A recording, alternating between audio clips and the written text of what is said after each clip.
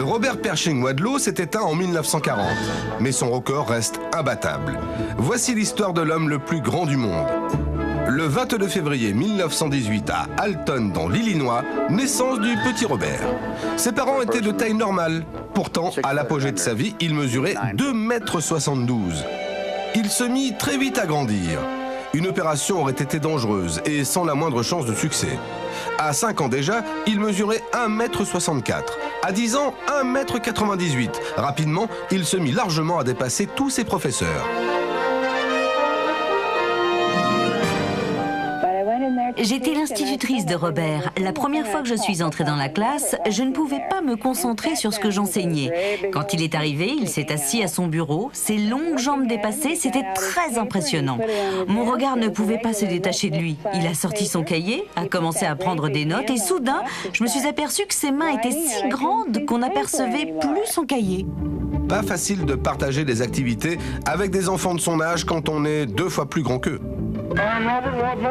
Bonjour, je m'appelle Robert Wadlow. J'ai 12 ans, je pèse 120 kg et je mesure 2,10 m. Tous mes copains qui sont autour de moi ont mon âge et sont dans ma classe.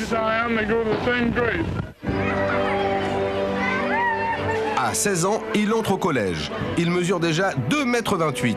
Il surpasse largement tous ses camarades. Ses dernières chaussures sont, bien sûr, confectionnées sur mesure. Sa pointure, du 71. J'ai la plus grande paire de chaussures jamais fabriquée. Si je tape quelqu'un avec mon pied, je l'assomme. Dans sa ville natale, il inspirait le respect. Ailleurs, il était un objet de curiosité. Il se réfugiait auprès de son jeune frère Harold.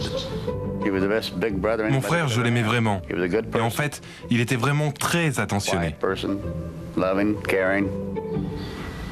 Robert passe brillamment son bac. Il entre à l'université et s'intègre facilement. On lui construit même un fauteuil. Encore une fois, c'était du sur-mesure. Il était à ses dimensions.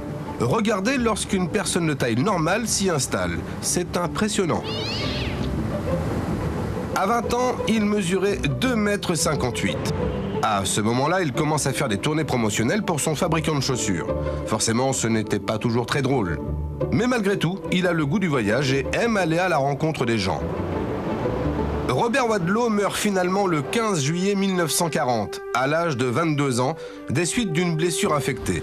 Un appareil orthopédique mal adapté l'avait profondément blessé à la cheville droite. Son enterrement a été suivi par 100 000 personnes. 12 hommes portaient son cercueil qui mesurait plus de 3 mètres de long. En tête de notre classement, Robert reste l'emblème du monde des records. Grâce à sa taille, Robert a une vie incroyable. Il a beaucoup voyagé. Il a également vu et rencontré beaucoup de gens. Des politiques, des grands champions, des stars de cinéma. Vous savez, il faudrait 3 ou 4 vies à n'importe qui pour voir tout ce qu'il a vu.